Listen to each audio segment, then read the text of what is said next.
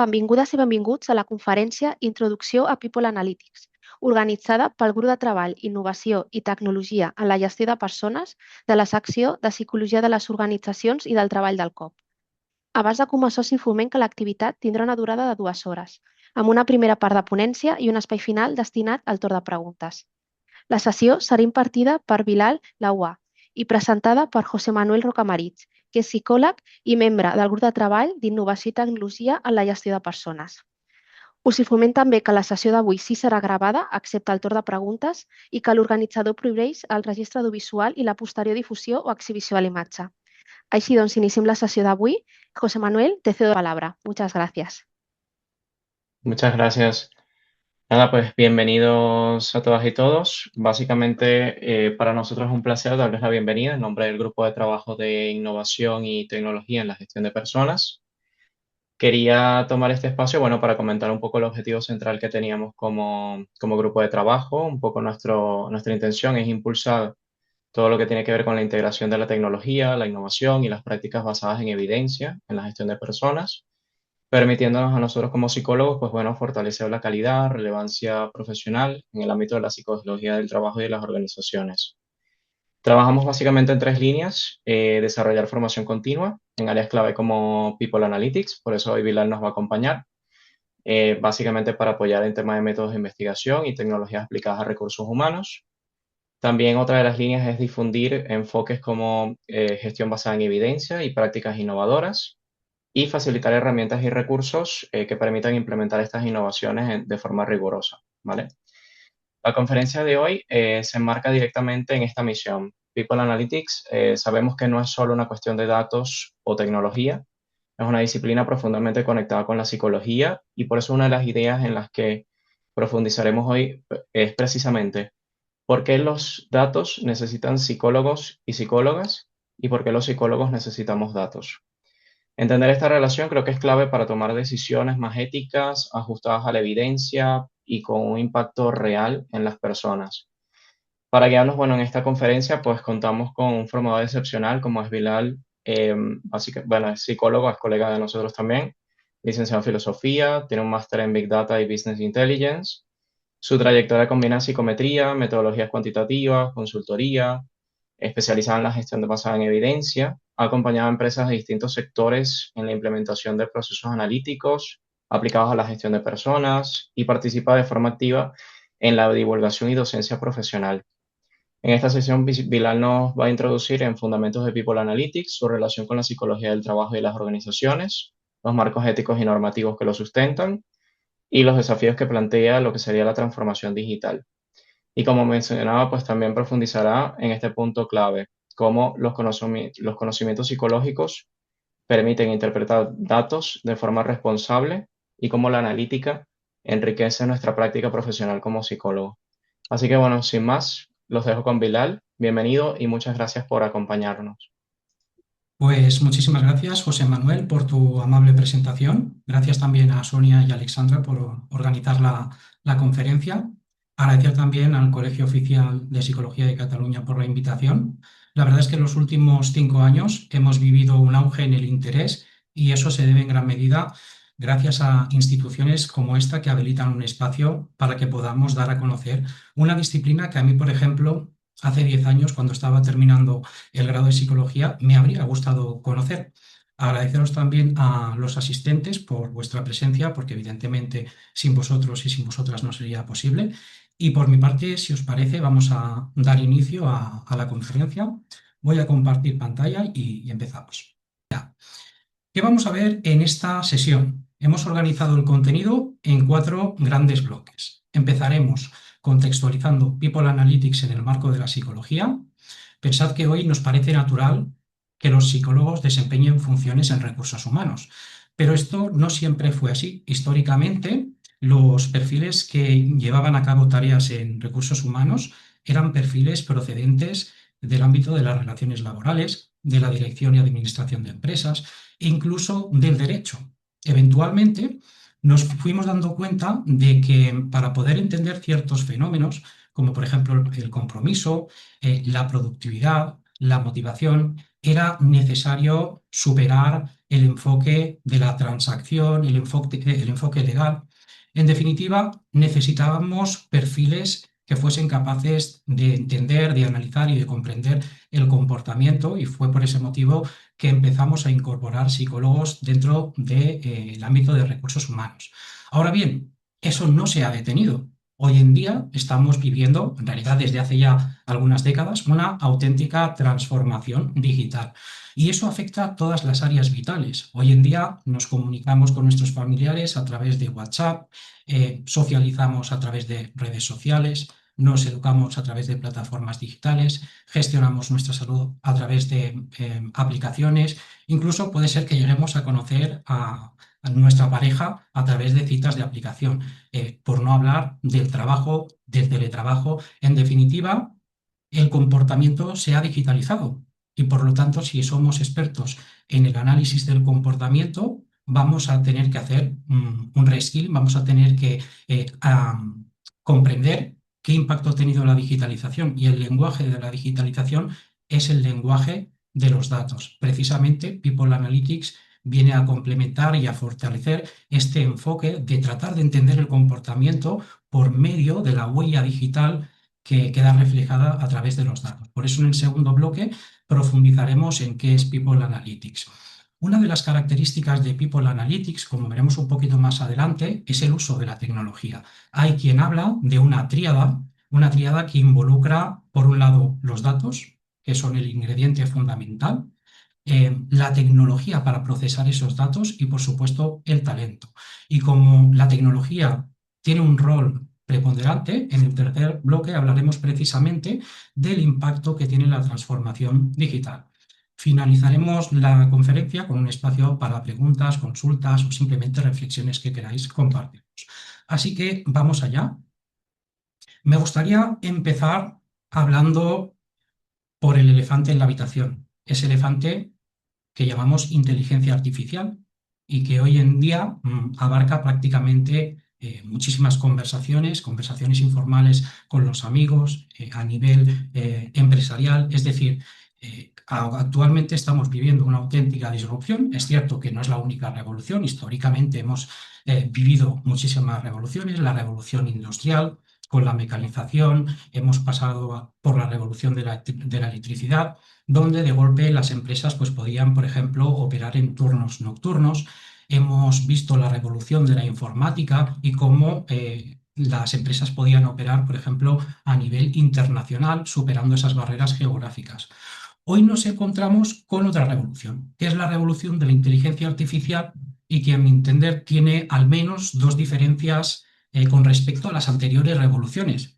Una de ellas es cualitativa y la otra es cuantitativa. La cuantitativa hace referencia al ritmo con el que nos estamos transformando, un ritmo sin precedentes. La otra, cualitativa, tiene que ver con que esta transformación ya no afecta solo a áreas locales, sino que es una transformación que tiene una repercusión sobre muchísimas profesiones. Y en este contexto es normal que surja cierta preocupación. Incluso hay autores que han acuñado el término FOBO, ¿no? Fear of being obsolete, miedo de quedar obsoleto, porque estamos viendo cómo continuamente aparecen nuevas tecnologías. Hace unos meses hablaba con la directora de una empresa textil, quien a raíz de una formación se dio cuenta de que el ERP, el software de gestión empresarial que estaban utilizando, se había quedado obsoleto. Y estaba viendo que había nuevas tecnologías y quería incorporar un nuevo ERP, quería actualizar el software. Y estaba muy preocupada, estaba muy angustiada. Me comentaba que cada iniciativa de transformación digital que quería incorporar se encontraba con resistencias. En concreto, respecto al ERP, le decía a su informático, me comentaba, ¿no?, que su informático le rogaba que por favor no hiciera ese cambio. Y es lógico. El informático argumentaba que sobre ese software que tenían, que habían adquirido en su momento, como se había ido quedando obsoleto, alrededor de ese software habían creado un ecosistema de pequeñas aplicaciones que complementaban ese ERP. Y le decía, por favor, no hagas este cambio, porque va a involucrar que echemos por tierra todo el trabajo de muchos años, ¿no? Y yo le decía, es que tu informático tiene razón. Yo entiendo su preocupación, porque lo que tú quieres hacer es un proyecto de migración y no de cualquier cosa. Estamos hablando de un ERP, que es el corazón digital de cualquier empresa. Entonces, este tipo de decisiones hay que tomarlas con calma, hay que planificarlas. No quiere decir que no podamos transitar hacia una transformación digital, pero cuidado, porque bajo este contexto de incertidumbre y de presión puede ser que llevemos a cabo iniciativas que luego repercutan negativamente. Entonces, dentro de este paradigma, donde continuamente nos dicen ese mantra, ¿no?, de la inteligencia artificial no te va a sustituir, pero sí alguien que sepa utilizar la inteligencia artificial mejor que tú. Hay un cierto tecnopesimismo.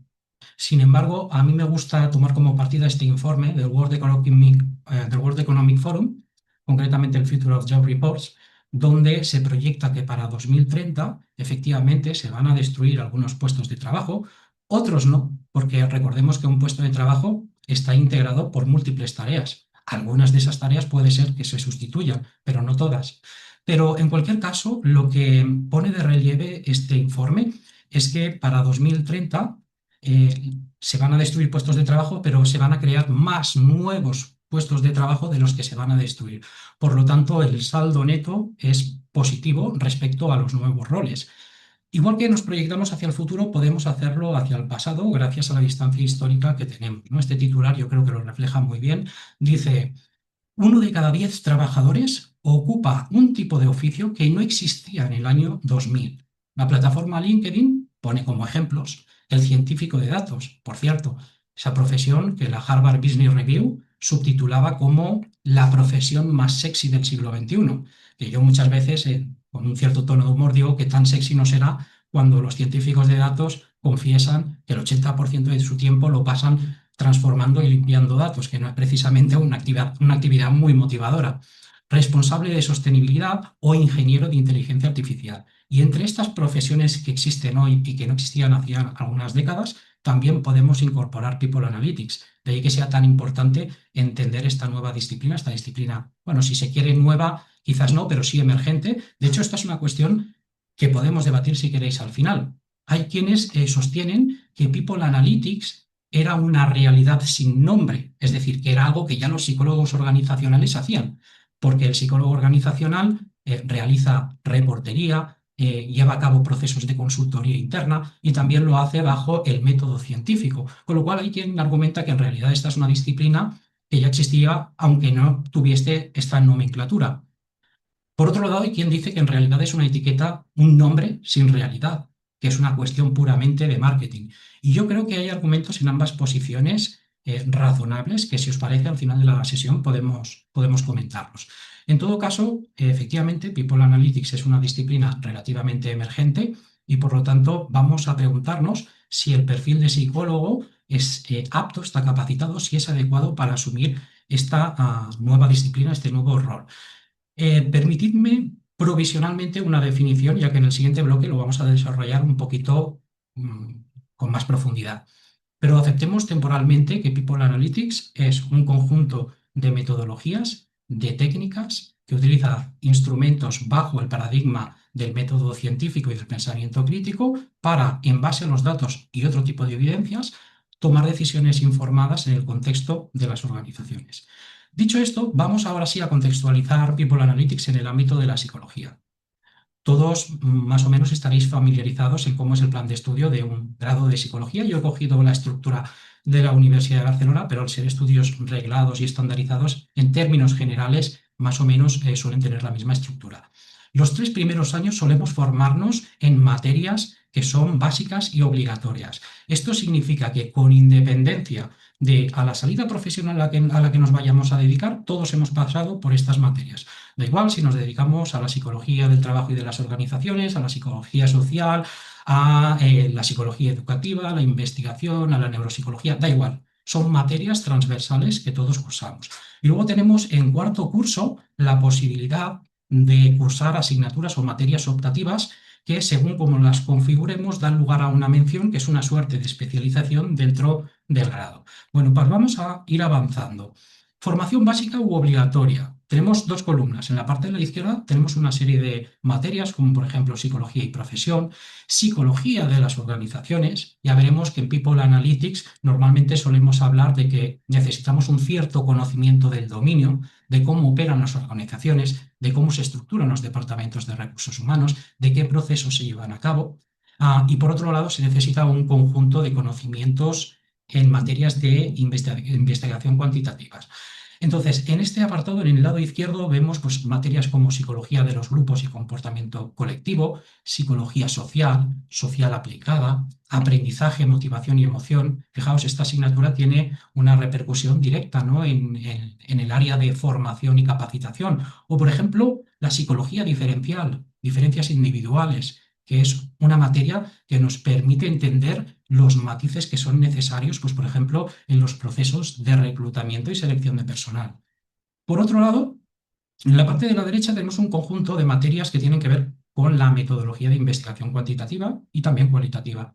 Entre ellas, un clásico como es estadística, psicometría, que realmente es una materia fundamental, ya que muchas veces en el ámbito de las organizaciones para medir utilizamos instrumentos, y ya veréis que no siempre lo hacemos de la mejor forma posible. En ocasiones, lamentablemente, reinventamos la rueda. Generamos instrumentos ad hoc cuando ya existen instrumentos estandarizados con unas ciertas garantías métricas, con unos ciertos niveles de fiabilidad y de validez. Luego tenemos también los diseños de investigación que tienen una repercusión directa o están involucrados, por ejemplo, en la investigación-acción o en la consultoría interna. Técnicas de investigación, que es una suerte de estadística descriptiva, o, por ejemplo, evaluación psicológica. Yo de evaluación psicológica recuerdo que el profesor que tuve dijo una frase que siempre me acompaña. Dijo, el evaluador tiene que ser más sabio que el instrumento que utiliza. Y creo que esto es necesario en People Analytics porque muchas veces caemos en una suerte de pragmatismo, una suerte de instrumentalismo radical, donde pensamos con que basta simplemente con recoger datos y aplicar un algoritmo para obtener unos resultados. Y realmente lo que pone en valor la evaluación psicológica es que es un proceso mucho más complejo, donde tenemos que recabar información de múltiples fuentes y donde el desafío real es esa triangulación de la información para llegar a conclusiones mucho más sólidas y mucho más enriquecedoras. De hecho, muchas veces cuando pienso en los instrumentos que en su momento pude estudiar, tomo conciencia, ¿no?, de la complejidad que hay en esta materia. Pensemos en un instrumento como el inventario multifásico de personalidad de Minnesota. Es un instrumento cuya interpretación es compleja. Hay muchas subescalas, hay un orden en el que hay que hacerlo. Yo creo que es un instrumento que requiere de meses, por no decir años, para poder entenderlo bien. Y muchas veces simplificamos los procesos de evaluación y de recogida de datos. Es verdad que en general el profesional de People Analytics no suele llevar a cabo procesos de evaluación, que normalmente suele comenzar en el paso en el que ya tienen los datos. Pero incluso en ese paso, en la parte de interpretación, es compleja. Con lo cual, ojo, porque el conocimiento de la psicología y en particular de la evaluación psicológica nos puede ser de gran ayuda. Y por supuesto no podemos olvidarnos de pensamiento y resolución de problemas, porque como os comentaba, la gestión basada en la evidencia, que es el corazón de People Analytics, el corazón metodológico, va a involucrar que seamos capaces de adoptar un enfoque crítico. No sé si os habéis fijado en los grandes modelos de inteligencia artificial, como ChatGPT, Gemini, Grok, Perplexity, Cloud, en los últimos meses han incluido una funcionalidad muy curiosa. Tú cuando construyes un prompt, la inteligencia artificial te devuelve la respuesta, pero es que al final del todo tiene siempre una pregunta del tipo, ¿quieres que continúe investigando por esta rama? ¿Quieres que te muestre una alternativa? ¿Quieres que segmentemos la información? Es decir, ya casi no hace falta ni hacer preguntas, porque es la propia inteligencia artificial la que nos va generando esas preguntas. O sea, hasta la tarea más fundamental del pensamiento crítico, que es la de establecer buenas preguntas, está desapareciendo, lo cual nos llevaría a otra discusión un poquito, bueno, que estaría un poco fuera de lugar, que es el concepto de deuda cognitiva, que ya cada vez hay más expertos que están alertas respecto a esta cuestión, ¿no?, de cómo estamos delegando a las máquinas procesos de razonamiento, procesos de cuestionamiento. Vamos a seguir.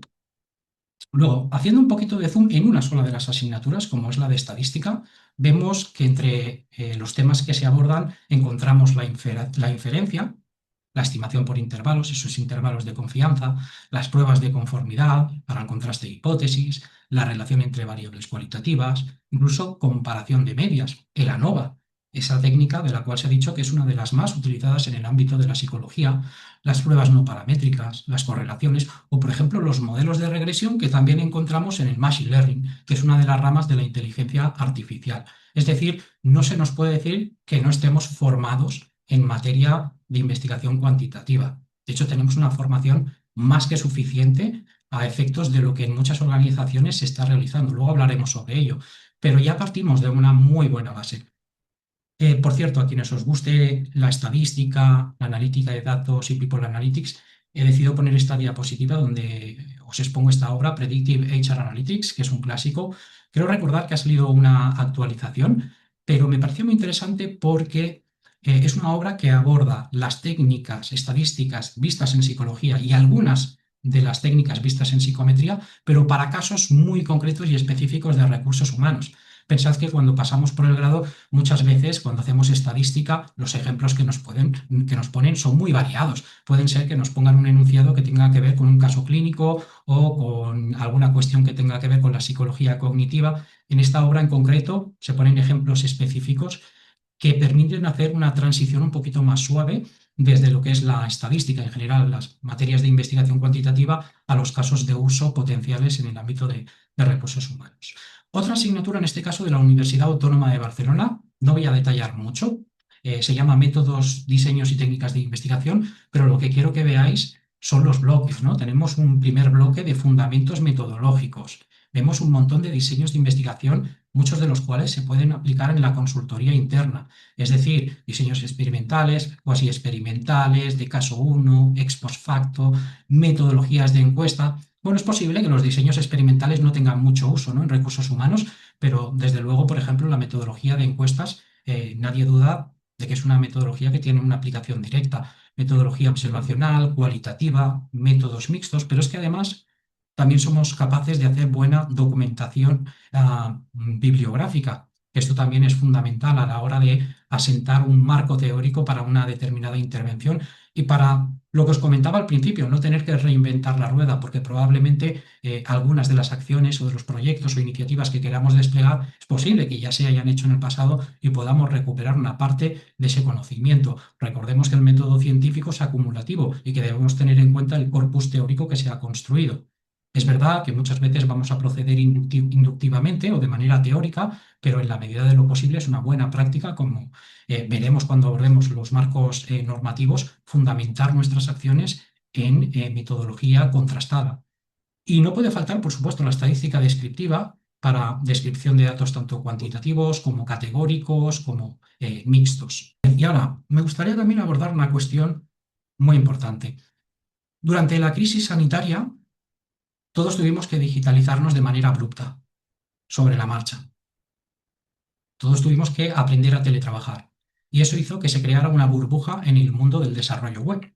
De golpe, las empresas que ofrecían desarrollo en general, no solo web, sino de aplicaciones, móviles, de escritorio, experimentaron una burbuja. Se necesitaba mucho talento y había poco talento. Y estas empresas empezaron a contratar incluso a personal que no tenía titulación, ¿no? Y algunas voces de ese ámbito empezaron a criticar la academia, la universidad, describiéndola como algo obsoleto, como que no sirve para nada, como que los conocimientos eran muy anticuados, poco más que invitaban a no estudiar.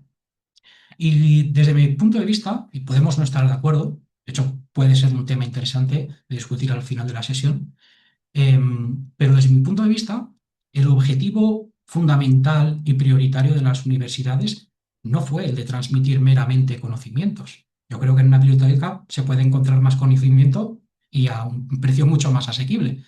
Creo que las universidades tienen como uno de los propósitos prioritarios el formar en competencias y en habilidades. Y eso es algo que va a recobrar más importancia habida cuenta de que la inteligencia artificial va a ir mejorando progresivamente y vamos a poder delegar el conocimiento a las máquinas. Y nosotros deberemos fortalecer nuestras skills, nuestras habilidades y nuestras competencias.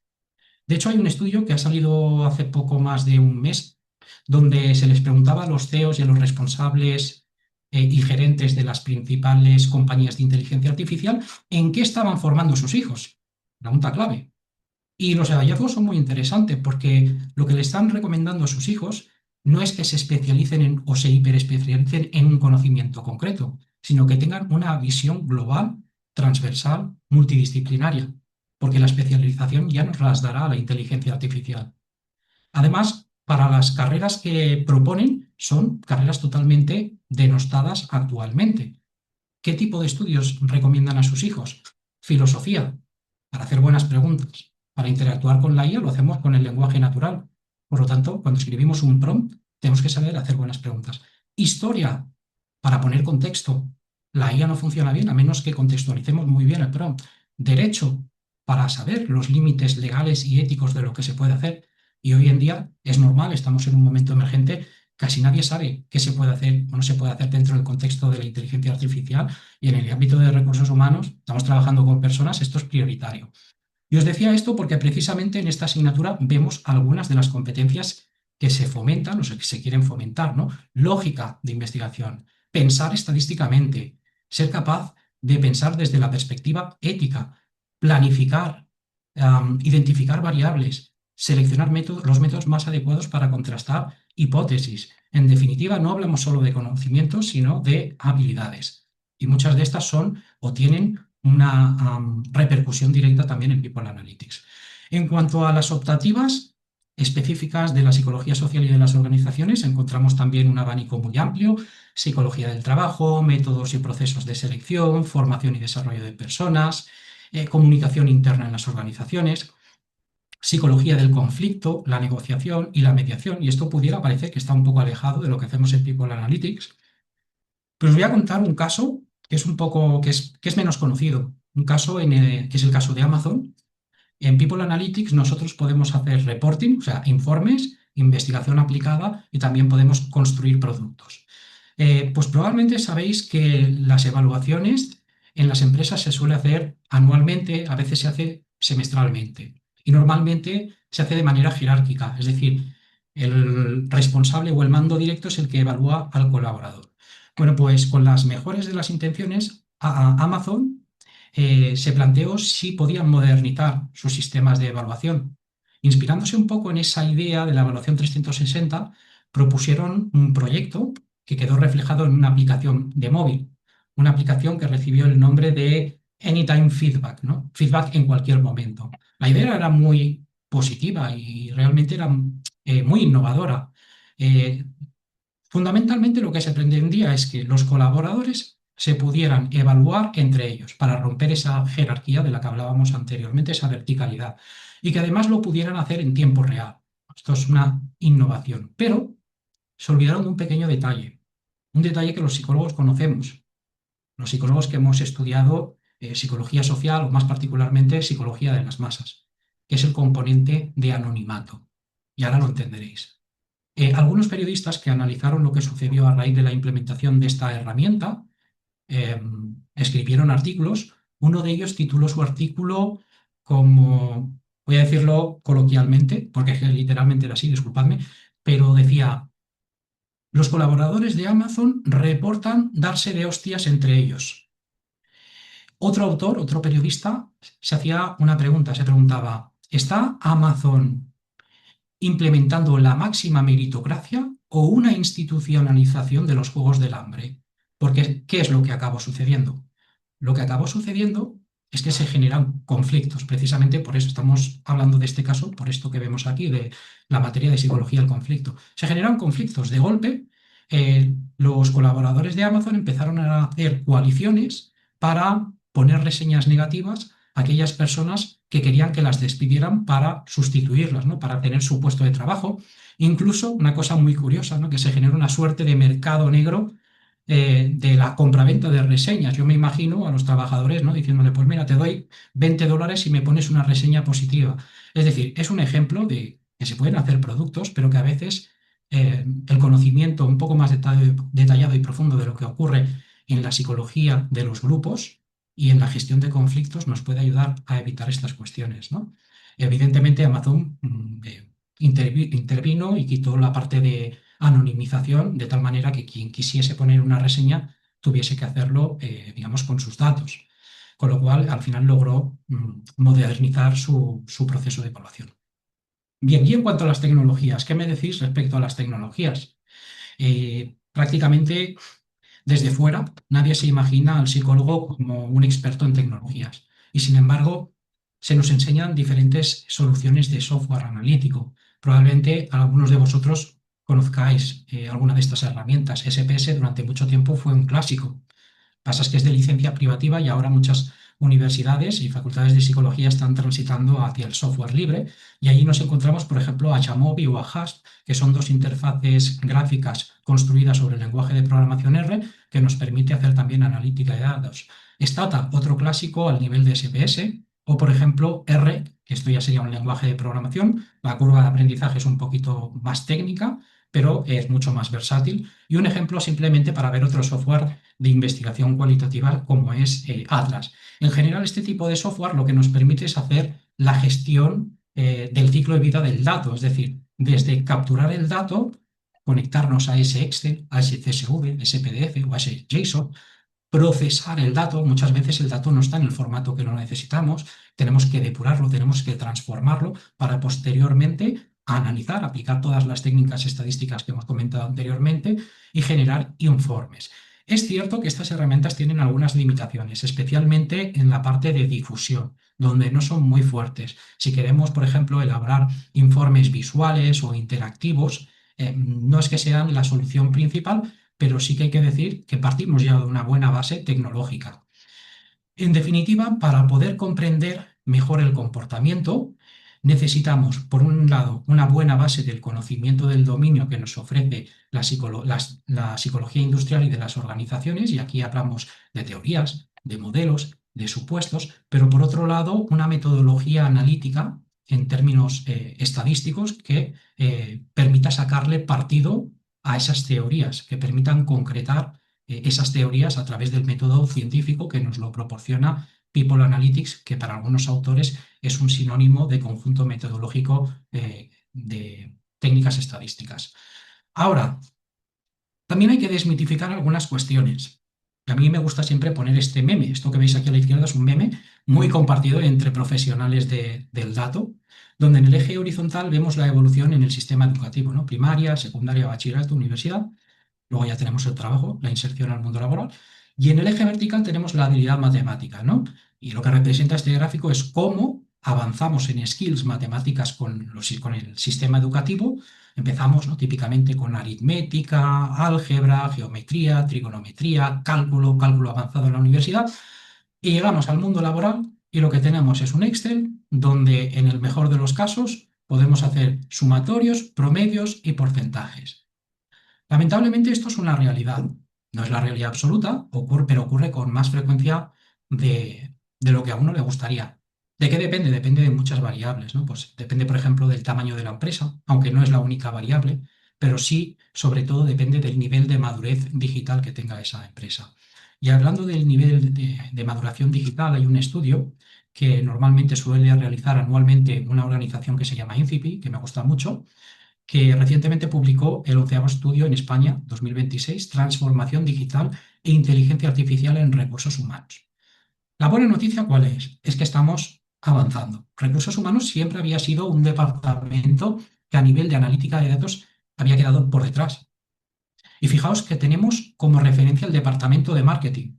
Marketing típicamente había sido un departamento asociado a lo cualitativo, a lo artístico, a lo pictórico, a la generación de ideas, pero pasó algo, que es que Google lanzó una herramienta, Google Analytics, y todos los marketeros, ¿no?, los profesionales del marketing, tuvieron un estándar común. Luego ya evolucionaron y surgieron otras herramientas. En recursos humanos esto no sucedió, y es una paradoja, porque decimos que el recurso más importante que tenemos en las organizaciones es el talento. Y sin embargo, recursos humanos, que tienen la responsabilidad en gran medida de gestionar el talento, está desfasado a nivel de analítica de datos. Pero, como os comentaba, en los 5 últimos años hemos vivido una evolución muy importante, gracias a personas que hacen difusión en redes sociales. gracias a instituciones como el Colegio Oficial de Psicología de Cataluña, que en este caso está haciendo esta jornada, y otras instituciones, tanto del ámbito privado como del ámbito público. Si os fijáis, incluso la oferta de másters en People Analytics se ha ampliado, eventos, conferencias. Todo esto ha hecho que aumente la conciencia de esta disciplina y que cada vez más personas se interesen en ella. Ahora bien, la mala noticia es que los niveles avanzados de analítica de datos, y aquí estamos hablando de modelos predictivos o prescriptivos, todavía siguen siendo minoritarios, hablamos de un 9%. Es verdad que tenemos un cierto conocimiento de estadística, pero cuando hablamos, pues, por ejemplo, de una regresión logística multinomial con diferentes variables independientes que pueden presentar multicolinealidad o interacción entre ellas, ahí ya no tenemos ese conocimiento tan profundo y tampoco está, de hecho, a nivel de organizaciones muy implementado. Con lo cual, ojo, porque el conocimiento del que partimos puede ser más que suficiente, habida cuenta del nivel analítico en el que nos encontramos en España.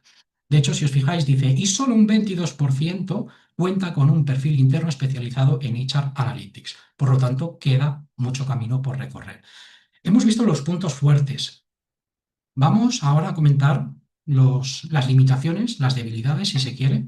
Y es que el psicólogo, aunque sí que sabe transformar los datos, por ejemplo, sabe detectar valores atípicos, sabe recodificar variables, dicotomizar, calcular variables, o sea, columnas calculadas, pero no tiene un conocimiento tan profundo como el que involucra la ingeniería de datos. Cuando ya estamos hablando, por ejemplo, de datos que se procesan en tiempo real o que son un big data, un conjunto de macrodatos importantes y donde se requieren otro tipo de plataformas, un pipeline, lenguajes como SQL, ahí, o por ejemplo el acceso vía API, ahí ya no somos tan fuertes.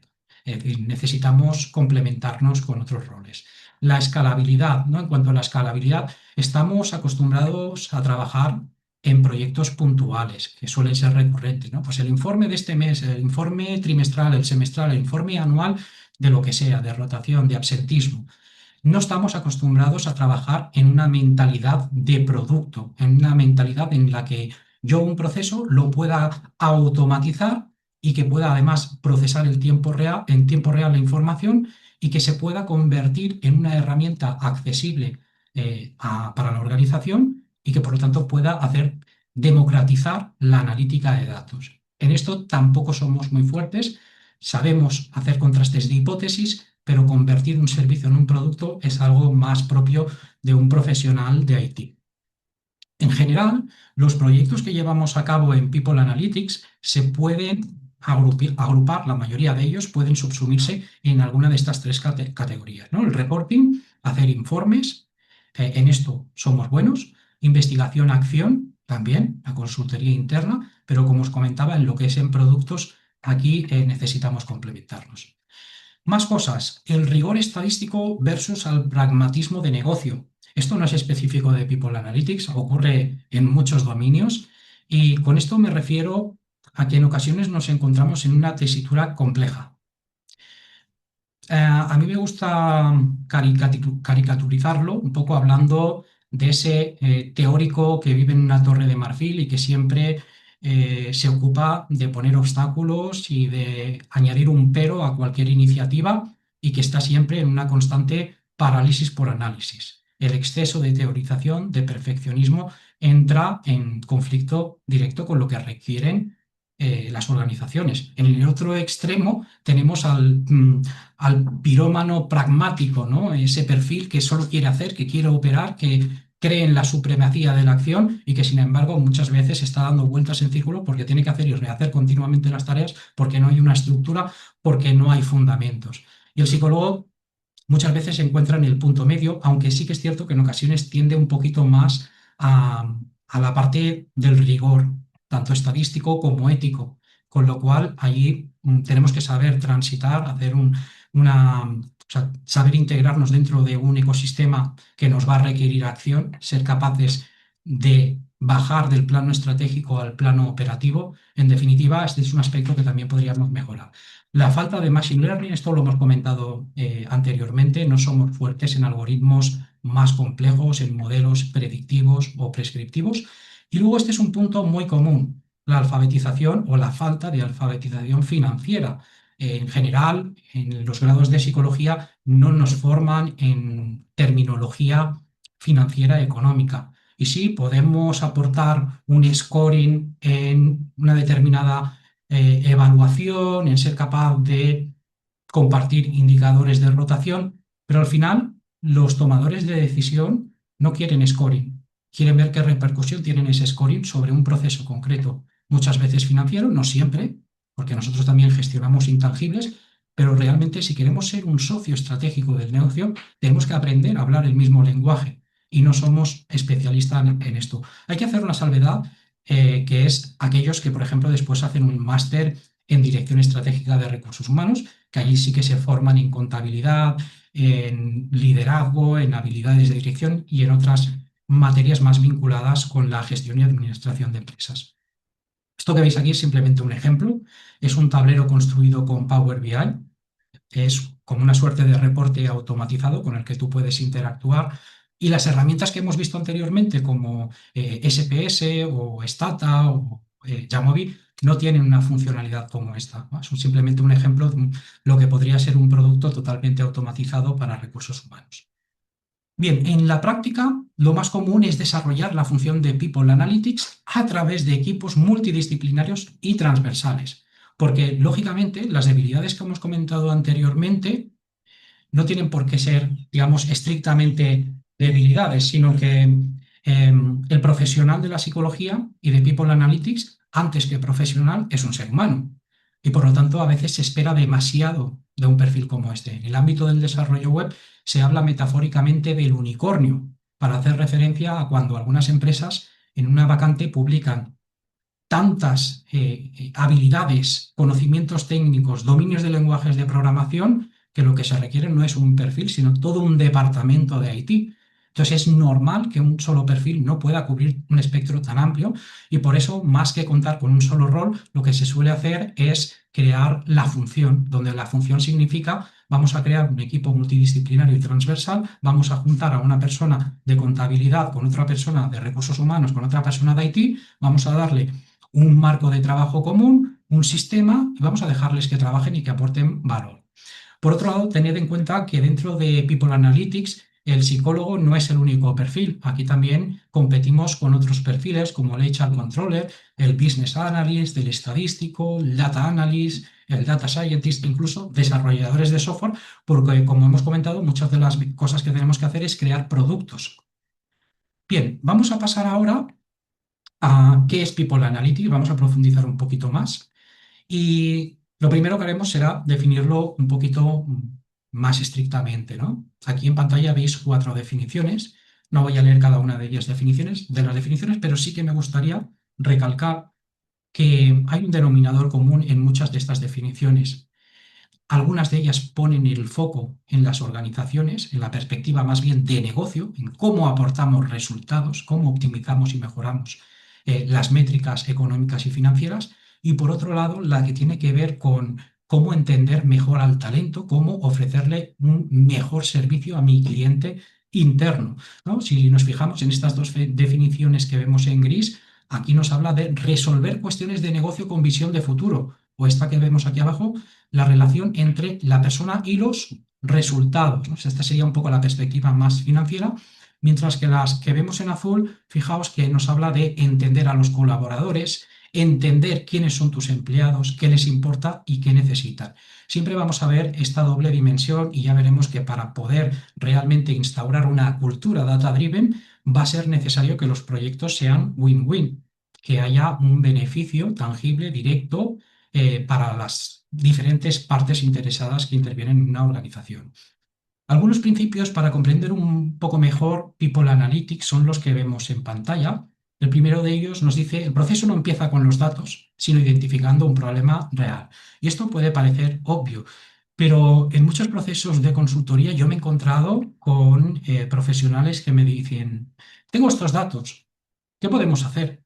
Y claro, la pregunta normalmente no suele ser esa. Se puede, por supuesto, hacer cosas, se puede proceder de una manera inductiva. Si tenemos un conjunto de datos, podemos tratar de construir algo que tenga sentido, pero lo más lógico, lo más normal, es que partamos de un problema y luego ya buscamos. Si tenemos los datos, en la organización o si los tenemos que recopilar. Normalmente partimos de un problema, de una necesidad, de una oportunidad de querer establecer algún tipo de innovación o transformar algún proceso y luego recabamos los datos. Luego, el siguiente principio dice la analítica solo tiene sentido si resuelve un problema real y tiene un impacto positivo. Y esto lo digo porque es muy fácil caer en la teorización.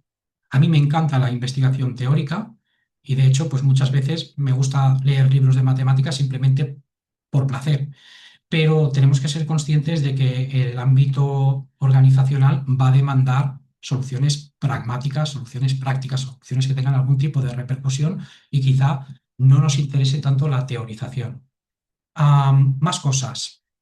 Vamos a necesitar información precisa, actualizada y de calidad. En el mundo de los datos hay un principio que se llama GIGO, que si lo traduzco literalmente, quiere decir, GIGO es garbage in, garbage out, ¿no? Basura dentro, basura fuera. Esto lo que quiere decir es que, evidentemente, si no tenemos una calidad del dato inicial lo suficientemente buena, difícilmente vamos a poder tomar decisiones de calidad. Con lo cual, una de las cuestiones prioritarias es empezar a recopilar la información, a tener una política de datos, un diccionario de datos, auditar nuestros datos. No se necesitan que los datos estén perfectos, es muy difícil, pero sí que empezar a recopilar los datos con un mínimo de rigor. Yo me encuentro continuamente con formularios de Google Forms que no tienen ningún tipo de restricción de validación de datos, que igual la persona te puede introducir la fecha en un formato determinado o te lo puede escribir en texto. Es decir, hay cosas que entonces después vamos a pasar muchísimo tiempo preprocesando y limpiando los datos. Por otro lado, la respuesta tiene que ser rápida y útil. No nos sirve si llega demasiado tarde. Y esto se dice pronto, pero es complicado. Tengo un colega de profesión que siempre pone la misma metáfora. Dice, si te duele la barriga y vas al médico, pero el médico te administra el fármaco cuando ya no te duele la barriga, no te sirve de nada. Por lo tanto, la agilidad va a ser fundamental. El dato en forma y tiempo. Y esto hoy en día se hace todavía más exigente, dado que con la inteligencia artificial y con la automatización de procesos todo va cada vez más rápido. El factor humano es holístico. Este también es un punto muy importante que tiene que ver con lo que hemos comentado anteriormente de la evaluación psicológica. Nosotros no tomamos decisiones en base únicamente a una evidencia puntual, sino que tenemos el desafío de tener que integrar la información y eso es un desafío bien complejo.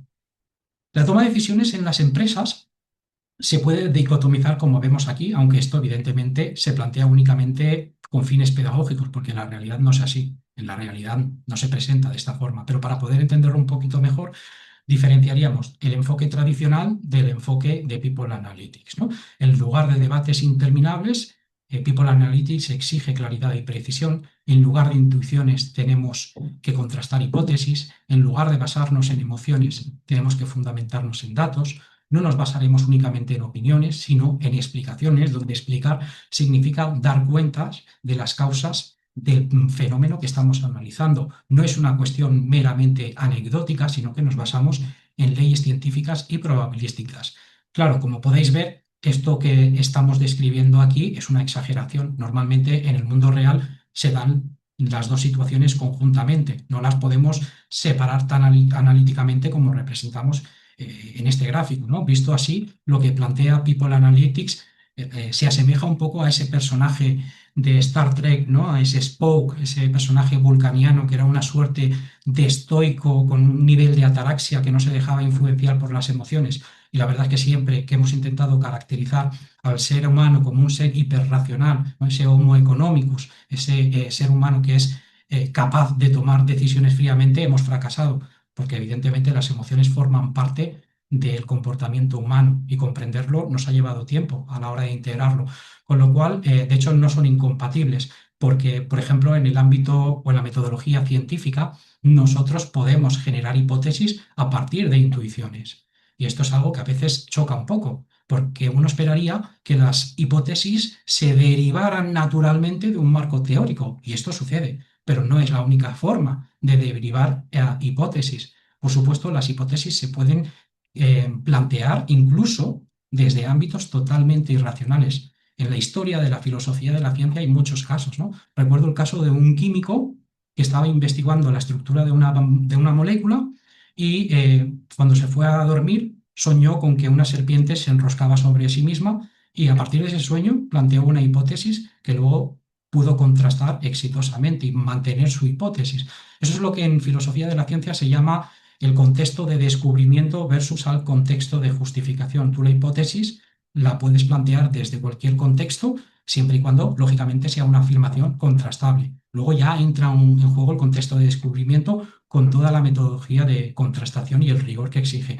Pero ojo, porque no siempre vamos a poder tomar decisiones en base a datos. ¿Qué pasa en la operativa? La operativa se caracteriza por la urgencia. A veces tenemos que tomar decisiones y no podemos hacer un análisis de datos. La decisión es urgente y por lo tanto la expertise, ese conocimiento que tenemos en nuestras organizaciones, ese talento también es una fuente para tomar decisiones.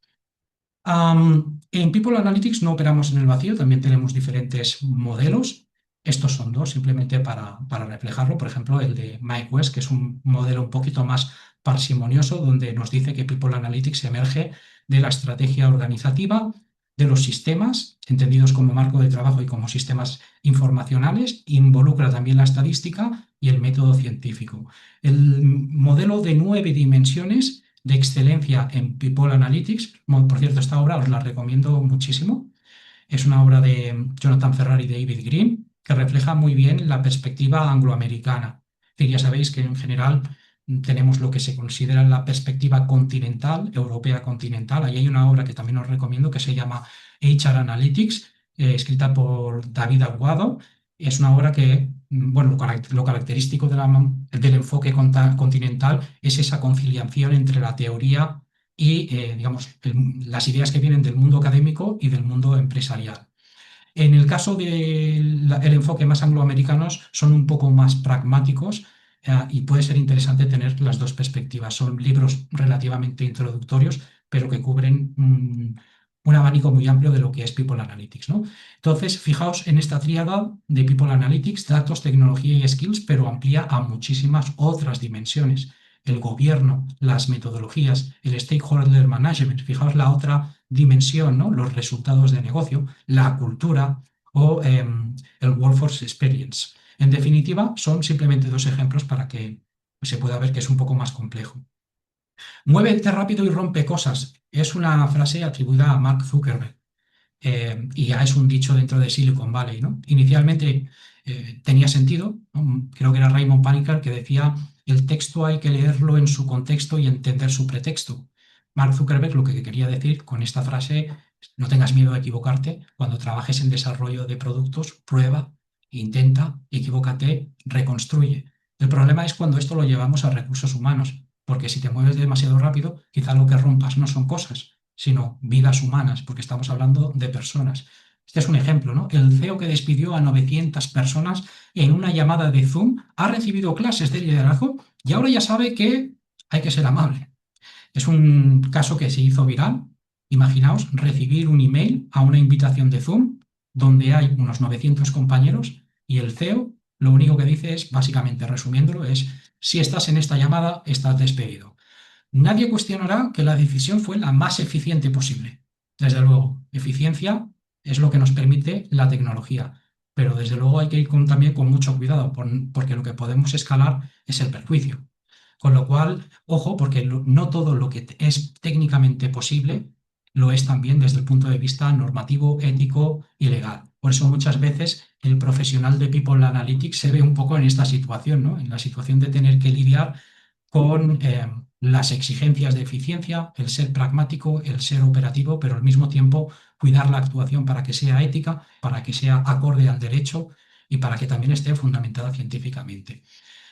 Hablando sobre los marcos normativos, tenemos diferentes marcos o diferentes códigos que nos han de servir como referencia no solo en la psicología en términos generales, sino también en People Analytics, ¿no? Aquí vemos, por ejemplo, algunos artículos del Código Deontológico del Psicólogo. En el artículo 12, ¿qué nos dice? Que tenemos que ser cautos, prudentes, cuidado a la hora de crear etiquetas de evaluadora o de evaluadoras. Esto lo digo porque muchos de los algoritmos de Machine Learning son algoritmos de clasificación y a veces vamos por la vida muy alegres creando algoritmos que clasifican a las personas, pero bueno, esto también hay que enmarcarlo y hay que conocer sus límites. Por otro lado, el artículo 18 dice, el psicólogo no utilizará medios o procedimientos que no se hallen suficientemente contrastados, dentro de los límites del conocimiento científico vigente. Pues mira, me sabe muy mal decirlo, pero esto yo lo he visto muchas veces. Es decir, al final que se utilicen instrumentos ad hoc para llegar a conclusiones eh, que probablemente no sean válidas, porque esos instrumentos ni han sido validados, ni se conoce la calidad métrica de los ítems, ni se conoce la fiabilidad, ni se conoce la validez. Simplemente creamos un instrumento, como es muy fácil redactar ítems y hoy en día con la tecnología construir formularios, pues parece que es muy simple.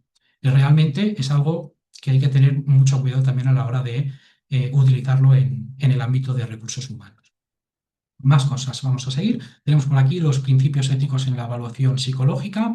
Aquí, por ejemplo, la directriz 1 nos dice que cuando llevamos a cabo evaluaciones psicológicas tenemos que tener información suficiente. Por lo tanto, volvemos a esa idea de una evaluación entendida como un proceso sistémico, no simplemente como haber recogido algunos metadatos de cómo utilizan los usuarios las plataformas y mediante esos metadatos construir un algoritmo que nos dé un scoring. Es mucho más complejo. Por lo tanto, tenemos que recabar información suficiente.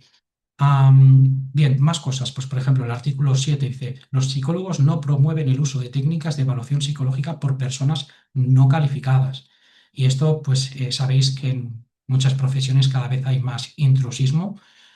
Anteriormente hemos mostrado que en People Analytics no solo operan psicólogos, también operan otros profesionales y ojo, que no quiere decir que no puedan operar. O sea, también pueden intervenir siempre y cuando pues, estén coordinados por un profesional como es el psicólogo cuando tiene que ver con evaluaciones psicológicas.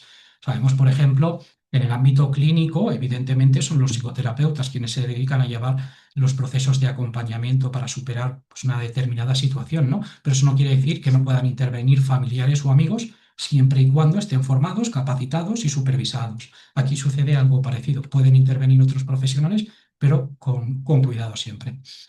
Directrices internacionales para el uso de los test. Aquí también nos vamos a encontrar con diferentes apreciaciones, como por ejemplo dice el apartado 1.2, los usuarios competentes del test deberán poseer los conocimientos y habilidades necesarias para el uso administrativo de los test. Bueno, esto es un poco lo que os comentaba anteriormente, que hay instrumentos dentro del ámbito de la psicología y que se aplican a recursos humanos que son muy complejos. Instrumentos, pues, por ejemplo, que evalúan la personalidad o que evalúan la inteligencia o que evalúan una serie de repertorios cognitivos cuyo uso requiere de cierto tiempo, requiere de cierta competencia. Con lo cual, esto también es un valor añadido, es un valor que podemos aportar los psicólogos. Fijaos en el apartado 2.2, que es el que comentaba anteriormente. Evitar el uso de test que posean una validez técnica limitada o que no sean adecuadas para las personas que van a ser evaluadas. Esto ya os digo, me sabe mal, pero sucede bastante. Bien, vamos a seguir. Fijaos, vamos a hablar ahora sobre la gestión basada en la evidencia, que sería el corazón metodológico de People Analytics, ¿no? Tenemos aquí un par de titulares. Dice, ¿realmente son fiables los métodos psicoanalíticos a la hora de elegir candidatos para un trabajo? O el siguiente titular que dice, ¿por qué a los franceses les fascina la grafología?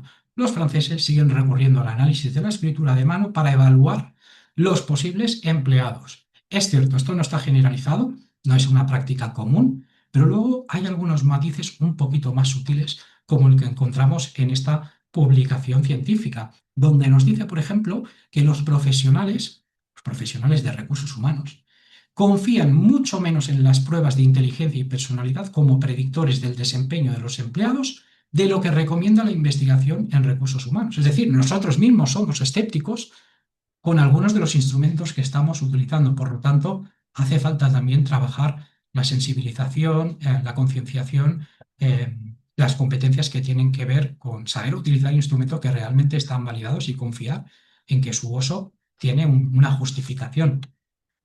La gestión basada en la evidencia, vamos a empezar con una definición un poquito más formal, dice consiste en optimizar la toma de decisiones mediante el uso deliberado de la mejor evidencia disponible en múltiples fuentes, volvemos a la idea de triangular la información, con objeto de obtener mejores resultados posibles, ¿no? El mejor resultado posible.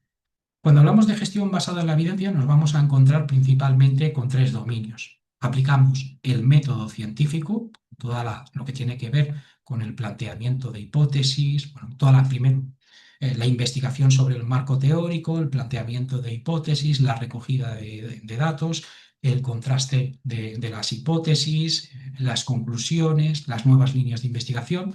Todo esto en el contexto organizativo, y también vamos a requerir de pensamiento crítico, dado que en muchas ocasiones, sobre todo cuando haya que triangular la información, es posible que esa información no converja, que nos encontremos con contradicciones entre diferentes fuentes de datos, y por lo tanto tenemos que ser capaces de sopesar el peso que tiene cada fuente, priorizarlas, ver cómo se pueden armonizar, entender que esto es un arte, no es algo que podamos mecanizar. Por lo tanto, el pensamiento crítico también nos va a ayudar en lo que es la gestión basada en la evidencia. Probablemente ya sabréis que la gestión basada en la evidencia comienza inicialmente en el ámbito médico para mejorar las intervenciones en la salud. Posteriormente también avanza en el ámbito de la educación, y hoy en día es un paradigma de trabajo en cualquier organización que quiera avanzar de manera sólida, de manera confiable. Algunos beneficios son estos que vemos en pantalla. Utilizando la gestión basada en la evidencia, podemos minimizar los sesgos en la toma de decisiones. Evidentemente hablamos de minimizar, no de erradicar, porque el sesgo al final también es intrínseco al comportamiento humano y es imposible eliminarlos. Maximizar y desarrollar intangibles analíticos, precisamente porque la gestión basada en la evidencia va a requerir de ese pensamiento crítico, de esas competencias vinculadas con la metodología científica. Sistematizar el proceso de toma de decisiones. Esto es un estándar al que nos gustaría siempre tender, es decir, que en recursos humanos el modo de hacer por defecto siempre fuese basado, o en la medida de lo posible, basado en evidencias y no solo en intuiciones o en emociones. Fundar proyectos e iniciativas de manera objetiva, y también empezar a transitar hacia una cultura data-driven. Al final, este componente cultural es transversal. Es verdad que no vamos a empezar siempre por la cultura, porque transformar la cultura es algo complejo. La cultura es lo que deviene a lo largo del tiempo. La cultura tiene historia. La cultura nos hace, a pesar de que nosotros también formamos a la cultura o contribuimos a la cultura, pero sí que si realmente queremos mantener People Analytics de manera sostenible a lo largo del tiempo, va a ser necesario que se haga también una transformación cultural. En cuanto a la gestión basada en la evidencia, las fuentes a las que solemos recurrir, según el modelo por ejemplo, de David Green y Jonathan Ferrar, son 4 fuentes, pero se pueden ampliar. Por ejemplo, una de las fuentes es la literatura científica y los estudios empíricos, los datos internos de las organizaciones, pero a mí, por ejemplo, aquí se me queda corto porque también también tenemos que tener en cuenta los datos externos. Las empresas, como organismos, operan en un entorno, y ese entorno ejerce unas fuerzas a las que tenemos que adaptarnos. Fuerzas políticas, fuerzas económicas, socioculturales, tecnológicas, ambientales, legales. Por lo tanto, esas fuerzas externas también tenemos que ser capaces de capturarlas, de ver esos datos que nos están diciendo, porque van a condicionar nuestra operativa e incluso nuestra estrategia. La experiencia profesional, o, por ejemplo, los valores y las preocupaciones de los stakeholders, ¿no?, de las partes interesadas. Y esto puede parecer también un poco obvio, pero yo me he encontrado en algún proyecto en el que, por ejemplo, se hizo un análisis de las causas subyacentes de la rotación, y expresa y deliberadamente no se quiso contar con el punto de vista de los sindicatos. Que digo yo, si hay alguien en la empresa que pueda conocer de primera mano por qué se marcha la gente, es el personal de sindicatos. ¿Por qué no los estamos incluyendo? ¿Qué sucede? ¿Cuál es el problema? ¿Cuál es el interés? A veces también nos encontramos con esa situación de proyectos que se plantean con un interés que realmente no conocemos nosotros, los analistas de recursos humanos. Con lo cual, también tiene una dimensión de complejidad que en ocasiones nos puede superar. Bien, en cuanto a las fases de la gestión basada en la evidencia, os las presento aquí. Son las fases de una investigación científica aplicada. Están representados de manera lineal, pero sabemos que esto no es lineal. Es decir, nosotros podemos empezar problematizando, estableciendo por qué es importante, por qué es relevante una determinada iniciativa, un determinado proyecto. En la fase de adquisición de información es posible que nos demos cuenta de que no hayamos problematizado lo suficiente y tengamos que volver hacia atrás. Pero en términos generales sí que suele seguir un esquema con alguna de estas fases, ¿no? Con la mayoría. En ocasiones es posible que alguna fase se trabaje en mayor o menor profundidad, pero generalmente solemos problematizar, adquirir información, analizar esa información, sintetizarla, que es una de las partes más complejas, y a diferencia de la investigación teórica, nos queda esta otra parte práctica de implementación. Y una vez que hemos implementado, evidentemente tenemos que evaluar el impacto que hemos tenido. Este es un ejemplo, es un proyecto muy conocido, el llamado Proyecto Oxígeno, proyecto de Google, en el que precisamente se llevó a cabo mediante metodología basada en la evidencia, ¿no? Gestión basada en la evidencia. En el caso de Google, empezó siendo una empresa donde los trabajadores eran fundamentalmente técnicos e ingenieros. Entonces, inicialmente, los puestos de responsabilidad o de management eran puestos ocupados por personas que antes habían sido técnicos, es decir, apostaban por una promoción o rotación interna. Pero ¿qué ocurre? Que tener buenas skills técnicas no te hace naturalmente ser un buen líder. Entonces se dieron cuenta de esta limitación porque habían males entendidos entre el staff, entre la primera línea de managers y el equipo técnico. Entonces plantearon un proyecto que tiene que ver con la investigación aplicada mediante gestión basada en la evidencia para tratar de entender cuál sería el manager ideal para los trabajadores de Google. Para ello recopilaron diferentes fuentes de datos, llevaron a cabo la parte de contraste de hipótesis, la de analizar los resultados, sintetizarlos, y llegaron a este decálogo. Y fijaos lo curioso, que esa premisa de que el líder tiene que ser un experto técnico, que tiene que ser un muy buen ingeniero, mirad dónde está. Está en la posición número 8. Posee habilidades técnicas. Realmente lo que descubrieron es que los trabajadores de Google valoraban mucho más otras cosas. El que sea un buen coach, que sea un manager que empodere al equipo y que no haga microgestión, que cree un entorno inclusivo, que se preocupe por el éxito y el bienestar de las personas. En definitiva, llegaron a este decálogo que después lo pudieron utilizar para reclutamiento y selección de personal, para saber qué tipo de managers tenían que contratar, pero también para formar a los líderes de su propia compañía, mejorando también la percepción del liderazgo y el posicionamiento de la empresa. Por otro lado, volvemos a People Analytics en el contexto de las empresas, en el contexto de las organizaciones, ¿no? Y aquí tenemos que hablar sobre la estrategia. La estrategia define sobre qué aspectos tenemos que poner foco y cómo para ser competitivos. Ahora, este es un ejercicio muy complejo porque cuando una organización quiere plantear o formular su estrategia, generalmente lo que suele hacer es un análisis tanto interno como externo, ¿no? Solemos analizar la realidad externa. El objetivo es entender hacia dónde va el mundo, hacia dónde va la realidad para tratar de adaptarnos a esa realidad. Y es posible que nosotros hagamos un buen diagnóstico interno y externo, o es posible que no, es posible que haya un sesgo de alineación, es decir, que no hayamos capturado las tendencias del mercado en el que estamos operando y por lo tanto haya un sesgo. Y este sesgo es un problema porque es un sesgo que se va transfiriendo en los diferentes niveles. Ahora, asumamos que hemos sido capaces de formular una buena estrategia corporativa. Luego está la cuestión de si el Departamento de Recursos Humanos es capaz de elaborar una estrategia cohesionada con la estrategia corporativa. Tiene que haber una alineación, porque puede darse que la estrategia corporativa esté bien formulada, sea razonable, pero que después no esté apoyada por la estrategia de recursos humanos. Es decir, que recursos humanos no haya sido capaz de plantear una estrategia alineada. Por lo tanto, en este punto también nos encontramos con un posible sesgo de alineación. De nuevo, asumamos que la estrategia de recursos humanos está alineada para apoyar los objetivos estratégicos de la empresa. Todavía nos queda un sesgo, que es el sesgo de implementación. ¿Qué ocurre si en recursos humanos hemos planteado una buena estrategia, pero a la hora de implementarla en la parte operativa no lo hayamos hecho bien y que por lo tanto se encuentra un sesgo, ¿no?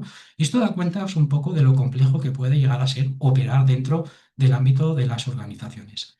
Vamos a pasar ahora a hablar de People Analytics como producto, porque es una de las cosas que, como os comentaba anteriormente, también hacemos, ¿no? Y que precisamente es algo que excede nuestras competencias como psicólogos. Como sabéis, en el ámbito de recursos humanos utilizamos mucha tecnología. Algunas tecnologías son estándares muy utilizados. Aquí tenéis algunos ejemplos: Factorial, Personio, Sesame, software para gestionar diferentes procesos de recursos humanos. Entonces, muchas veces lo que nos vamos a encontrar es en una disyuntiva. Esa disyuntiva plantea, tengo que adquirir un estándar, es decir, voy a apostar por un producto que ya existe en el mercado o por el contrario, lo voy a tener que desarrollar ad hoc, personalizado para mi caso exclusivo. Ese es un tema muy largo, pero recordemos que aquí nos vamos a basar en esa máxima que dice que no hay que reinventar la rueda, que si ya existe una solución en el mercado para un determinado proceso, va a ser mucho más económico y rápido adquirirlo que no tener que crearlo y desarrollarlo ad hoc, porque generalmente, aparte de ser mucho más costoso, los tiempos de desarrollo se demoran bastante. Pero tenemos muchas otras cuestiones también a considerar. Por ejemplo, adquirir un estándar también puede ser interesante cuando el proceso que queremos digitalizar no añade mucho valor. Por ejemplo, procesos administrativos o que no tienen un impacto directo. Como comentaba, procesos administrativos, pues puede ser interesante. Cuando no tenemos tiempo, cuando estamos bajo una urgencia operativa y necesitamos un software, cuando queremos controlar los costes. En definitiva, hay diferentes factores. Ahora, en cuanto a desarrollar un producto ad hoc, cuidado con esto porque nos estamos atando. Cuando mandamos a construir un software ad hoc, si en el futuro necesitamos mejoras, vamos a estar continuamente dependiendo de proveedores externos, aparte de que realmente es mucho más costoso. Normalmente esto se suele reservar a cuando realmente hay un proceso tan único, tan diferencial y que además me aporta mucho valor. Ahí es donde tiene sentido apostar por un producto ad hoc. En todo caso, son decisiones que generalmente se suelen tomar de manera compartida con los departamentos de IT, con el departamento financiero, etcétera. Seguimos. BBVA lanza Opportunity para que sus empleados diseñen su formación. Esto es un ejemplo de un producto desarrollado ad hoc, un producto que involucra muchísimas tecnologías, que involucran tecnologías de cloud computing, de big data, metodologías de trabajo de people analytics.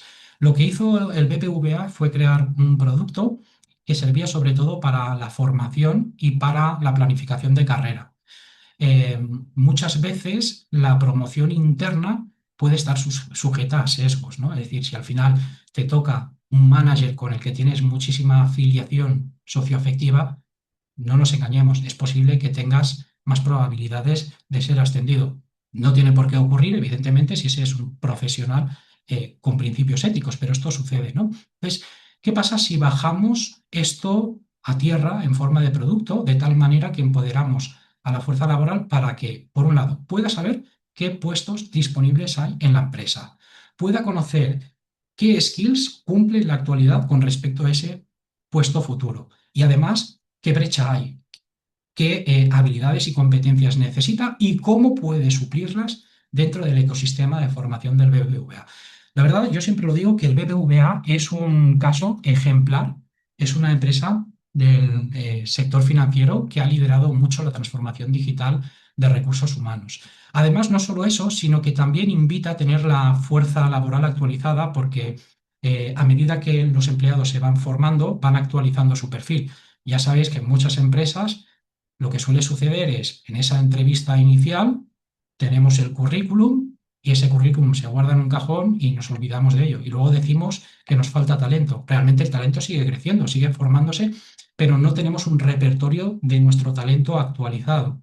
Tenemos muchas veces un repertorio de hace 10 o 15 años. Sin embargo, la gente evoluciona. Con este tipo de plataformas se genera mucho más transparencia, una mayor percepción de equidad. Fijaos que estos son procesos muy vinculados a la psicología del trabajo y de las organizaciones. Bien, vamos a ir finalizando con este módulo un poquito más breve, titulado Impacto de la transformación digital, que está vinculado justamente con lo que estábamos hablando de los productos eh, dentro de People Analytics. Mirad, en People Analytics entran en juego muchas tecnologías. Aquí tenéis algunas, pero hay muchísimas otras, ¿no? La computación en la nube, el poder utilizar servidores, hardwares que estén virtualizados. El Big Data no es muy común en People Analytics. Los proyectos de Big Data son puntuales y generalmente están reservados para grandes empresas que se lo pueden permitir. Generalmente solemos trabajar más con conjuntos de datos muy pequeños. el Machine Learning, del cual hemos hablado, ¿no? La rama de la inteligencia artificial que utiliza algoritmos a través de lenguajes de programación para llevar a cabo diferentes procesos de predicción, de clasificación, de agrupamiento o el uso de la inteligencia artificial que cada vez está más omnipresente. Dentro de las soluciones de inteligencia artificial hay algunas que me gustaría compartir con vosotros, quizá ya las conozcáis, luego me comentáis si queréis, si es así, si las conocíais.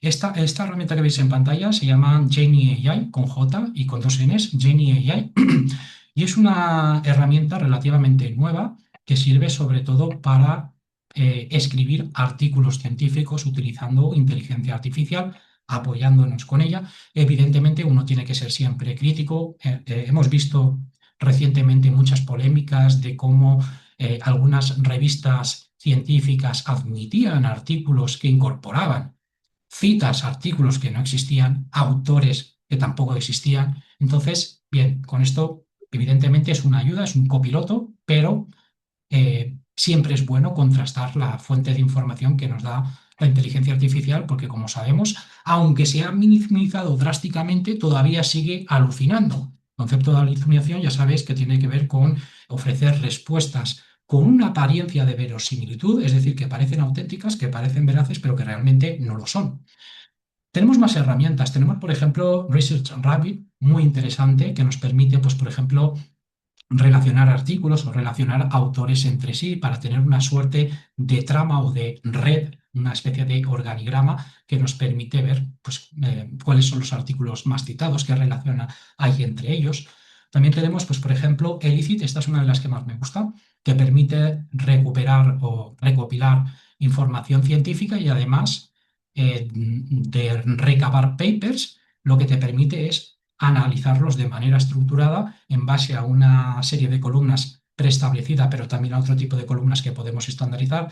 Pues, por ejemplo, esta primera columna donde vemos paper, lo que tenemos es el título del artículo, los autores, la revista a la que pertenece, el tipo de estudio, vemos que en este caso es una revisión sistemática, el dominio de HR Analytics al que pertenece, la aproximación analítica que se ha utilizado, los principales hallazgos o el marco teórico que prevalece, ¿no? Y esto de una manera rápida y automatizada podemos tener toda la información tremendamente estructurada.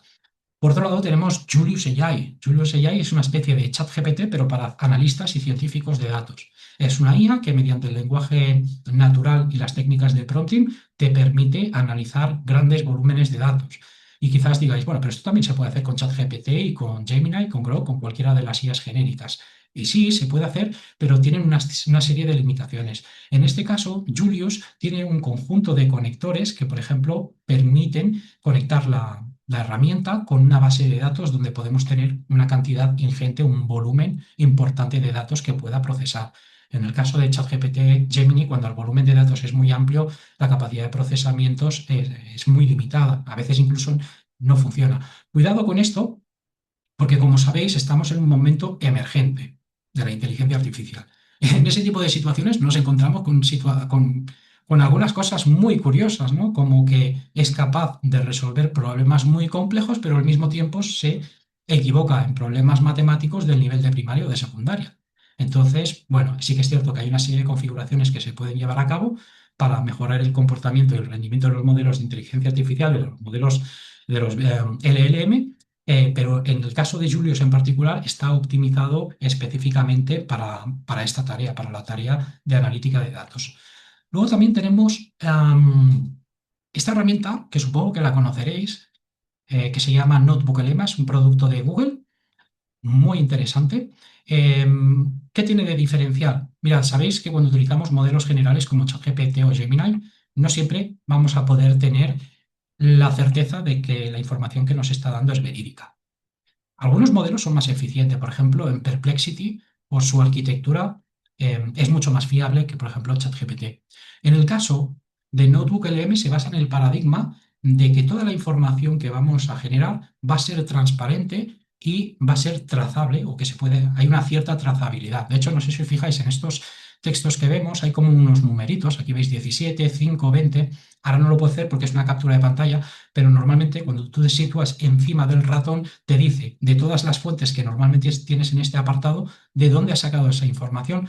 con lo cual a efectos prácticos tú puedes volver a la fuente y verificar que efectivamente procede de allí. No solo eso, sino que además tiene un montón de funciones muy prácticas, más orientadas al aprendizaje, como que, por ejemplo, puede generar resúmenes de audios, presentaciones PowerPoint, resúmenes de vídeos, mapas mentales, informes, resumir la información en una tabla de datos. ¿Ves? Esto, en este caso, sería muy parecido a lo que hemos visto antes de Elicit, que organizaba toda la información de los artículos científicos a través de tablas de datos, ¿no? Puede parecer que es una herramienta educativa, pero en realidad Google la propone como una herramienta para investigadores. Y es principalmente por lo que os comentaba de la fiabilidad y de la trazabilidad de la información. Pero claro, también estamos en un punto bien complejo porque al utilizar modelos de inteligencia artificial muchas veces no sabemos cómo hemos llegado o cómo el modelo ha llegado a esos resultados. De hecho, pues yo me dedico a la formación también de inteligencia artificial, de los grandes modelos como ChatGPT o Gemini, y muchas veces me hace gracia porque a lo mejor hacemos un ejercicio en clase analítico, por ejemplo, un análisis del sentimiento, y los alumnos se quedan sorprendidos porque les da resultados ligeramente distintos, ¿no? Entonces me encuentro con alumnos que me dicen, oye, a mí me ha dado un 0,95, no me ha dado como a ti un 0,80, ¿por qué pasa esto? ¿No? Y bueno, esto tiene que ver también con un componente de aleatoriedad. Muchos de los algoritmos que se utilizan no son tan estables o tan deterministas como, por ejemplo, los modelos clásicos de inteligencia artificial. Un análisis de sentimiento hecho, pues, por ejemplo, con Python mediante procesamiento del lenguaje natural, mediante algoritmos de procesamiento del lenguaje natural, siempre nos va a dar la misma información. Pero claro, en recursos humanos esto es particularmente relevante, porque si vamos a tomar decisiones que van a afectar a la vida de personas, tenemos que ser capaces, en esa idea de explicabilidad, de transparencia, de dar cuentas de por qué sucede eso. Y hay algoritmos muy complejos que para las personas son potencialmente, o sea, en último término se podrían comprender, pero desde un punto de vista práctico es inviable, con lo cual obtenemos respuestas, pero no sabemos las causas. Y por lo tanto volvemos a una suerte de intuicionismo, a una suerte de fe ciega en los algoritmos. O sea, yo me tengo que creer esta respuesta porque no tengo acceso a la explicación. Y esto dentro, como os comentaba, de recursos humanos, en algunos, ojo, no en todo, pero en algunos procesos puede ser crítico. Si me utilizas un algoritmo de caja negra simplemente para una gestión administrativa dentro de recursos humanos, nadie se va a llevar las manos a la cabeza. Pues una tarea administrativa, si seguramente no involucra datos sensibles, se puede hacer. Pero después hay otros procesos más críticos, pues, que tengan que ver, por ejemplo, con la promoción, que tengan que ver con la selección de personal, con despidos, que evidentemente es difícilmente aceptable que utilicemos este tipo de algoritmos, ¿no? Esta es una noticia de un señor que se llama Javier, que se encarga precisamente, tiene la tarea de hacer un poquito más transparentes los algoritmos para que sean más comprensibles y que podamos hacer esa rendición de cuenta que lógicamente se nos exige por el hecho de estar trabajando con personas. Yo creo que para nosotros, salvando las distancias, no es algo nuevo, porque si nos paramos a pensar en la historia de la psicometría, veremos que cuando empezamos a crear instrumentos estandarizados y buscábamos evidencia, la primera evidencia que encontrábamos o que encontramos históricamente es la evidencia de la validez predictiva. Yo creo un instrumento y ese instrumento me sirve para predecir otra cosa. Yo no sé por qué predice, pero el instrumento funciona. Cada vez que lo utilizo en este test es capaz de predecir con un cierto grado de confianza otro constructo. No sé por qué, pero desde la perspectiva operativa funciona, resuelve un problema. Pero la cuestión es que nosotros no nos quedamos ahí. Evolucionamos, avanzamos y buscamos otras formas de validar los instrumentos. Y encontramos la validez de estructura interna o la validez de constructo, donde intentamos también relacionar la teoría con el instrumento, derivar, ¿no?, el marco teórico con los reactivos que utilizamos dentro del instrumento. En definitiva, este es un desafío, pero también tenemos otros desafíos, como son, pues, justamente el que estábamos hablando, ¿no?, ahora, la gobernanza de la inteligencia artificial, la mitigación de la fatiga por tecnología, y hay quien habla del tecnoestrés, del estrés generado por el scroll infinito al que estamos sometidos, ¿no? Hay autores que desde la filosofía nos hablan de la sociedad del cansancio, ¿no? Es decir, ha llegado un momento en el que ni siquiera sabemos descansar. El descanso se entiende como un momento para recuperar energía, pero con el objetivo de ser o de seguir siendo productivos. No descansamos, es una generalización evidentemente, pero que describe unos síntomas sociológicos, ¿no? No descansamos por placer, por tener un momento de conexión personal, de bienestar, sino que nuestro descanso es un medio para otro fin, que es el de ser más productivos, ¿no? Y desde allí, desde ese tipo de posiciones, nos invitan a saber realmente descansar, donde descansar significa ser capaz de aburrirse, ser capaz de llevar acciones no orientadas a fines o a un objetivo determinado. Por lo tanto, este también va a ser un desafío que vamos a tener que abordar. La gestión del talento basada en habilidades, que nos va a llevar al reskilling y al upskilling constante. Ya hace unos años que IBM analizó la obsolescencia de las habilidades y había llegado a la conclusión de que muchas de las habilidades técnicas iban a tener una vida media de entre 2 y 2 años y medio. Por lo tanto, aquello de estudiar una carrera y tener un puesto de trabajo para toda la vida, eso hace años ya que quedó totalmente obsoleto. Vamos a tener que estar reinventándonos. Se dice que el analfabeto del siglo XXI no es el que no sabe leer y escribir, es el que no sabe aprender, desaprender y reaprender. Eso que se llama el lifelong learning, ¿no? El aprendizaje a lo largo de todo el ciclo de la vida. Y por supuesto, la medición del impacto de la IA en la productividad, que esto pues nos vamos a encontrar con voces discordantes desde un punto de vista de quienes promueven este tipo de herramienta, hacen o plantean la promesa de que efectivamente vamos a aumentar nuestra productividad, pero por otro lado nos encontramos también con informes de que no es tan así, de que la incidencia en la productividad no es tan profunda como se piensa. Recuerdo que tratando también con el director de una empresa que hacía eventos, gestionaba eventos culturales, especialmente vinculados con la música, hablando sobre el impacto en la productividad, sobre la automatización mediante inteligencia artificial. El hombre que estaba ya fatigado y tecnoestresado me decía, mira, Viral, automatización para trabajar menos, sí. Para trabajar más, no. Y ojo, porque también nos estamos encontrando con las situaciones de que en ocasiones hay empresas que instan, que promueven, por decirlo finamente, que los trabajadores utilicen la inteligencia artificial, pero cuando ocurre algo, como el problema que ha habido con Amazon Web Service, donde un modelo de inteligencia artificial, ante un determinado problema, en lugar de debuguear es una palabra que utilizan los desarrolladores para hacer referencia a buscar dónde está el error en el código y solventarlo. Pues la IA había decidido que en lugar de debuguear era mucho más eficiente borrar todo el proyecto y empezarlo desde cero, ¿no? Y aquello se hizo polémico. Luego los responsables de AWS dijeron que el problema no era de la inteligencia artificial, sino del programador que le había dado más permisos de los que debía haberle dado. Con lo cual, ojo, porque vamos a tener que utilizar inteligencia artificial, pero eso no nos exime de la responsabilidad. Y ahí también vamos a tener que lidiar y vamos a tener que mediar.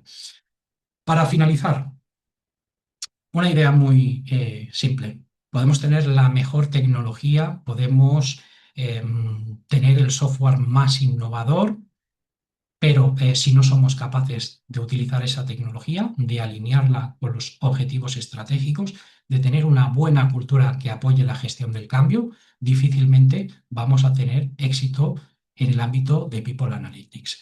Y ya por último, me gustaría terminar con esta reflexión, que es una reflexión que compartió hace algunos años Fares Kameli, que es un experto en transformación digital, que él decía, en muchas organizaciones yo lo que me encuentro es que están obsesionados con añadir más recursos, más capacidad de cómputo, más capacidad de almacenamiento, como si la transformación digital fuese una cuestión meramente cuantitativa, más servidores, más profesionales de IT. Entonces se le hace una metáfora muy bonita y describe la transformación digital realmente como una metamorfosis. Y dice, si tú a una larva simplemente le pones más recursos, lo que vas a obtener no es una mariposa, es una larva que se arrastra más rápido, que repta más rápido. Realmente llega a la conclusión, ¿no?, para finalizar, que la verdadera transformación no solo es cuantitativa, sino que también es cualitativa. Y es que reptar y volar son dos cualidades totalmente distintas.